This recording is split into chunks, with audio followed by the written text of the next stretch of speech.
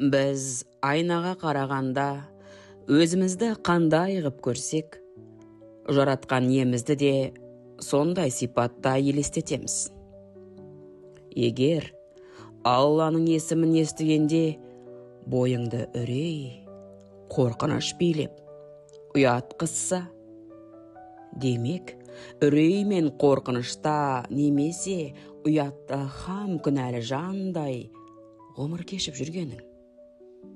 Ал егер керісінше Алланың есімін естігенде оны мейірбан, рақымды, шапағаты мол жақыныңдай елестетсең, өз бойыңда осы қасиеттерге толы болғаны.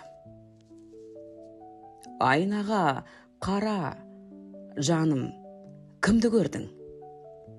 Күн көрдің ау? Жоқ, әлде түнді көрдің? Кімді көріп тұрсаң да, беу жан достым, өзіңде емес, сен жалғыз бірді көрдің.